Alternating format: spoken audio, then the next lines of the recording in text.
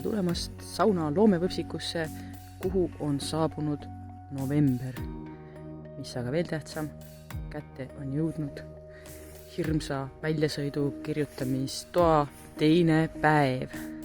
Hetkel kirjutavad veel magavad, aga võrreldes eilsega on toimunud mitmesuguseid huvitavaid arenguid. Näiteks on läinud valgeks. Laud on pikem kui eile. On selge, et varsti läheb suuremaks kirjutamiseks. Ja tõttu peale. Ma ei...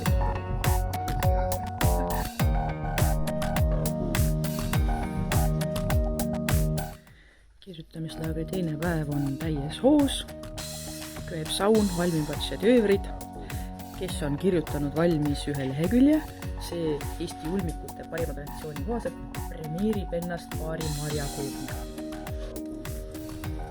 Just kõlas seisukoht, et süüa ja ilmselt ka sauna saavad ainult need, kes on asja valmis kirjutavad.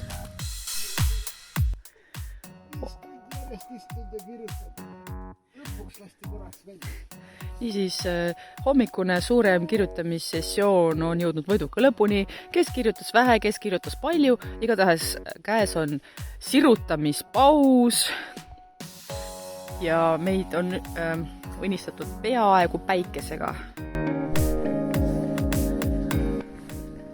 Otselülitus Ahjajäärsele matkarajale, kus on toimumas kirjanduslik sirutuspaus.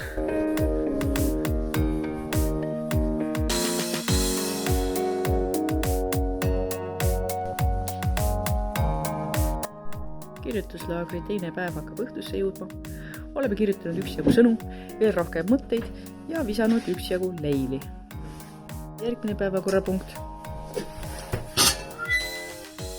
Vorstid.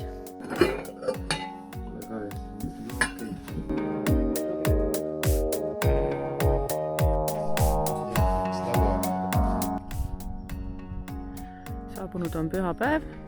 Kirjutajad põgenevad tsivilisatsiooni suunas.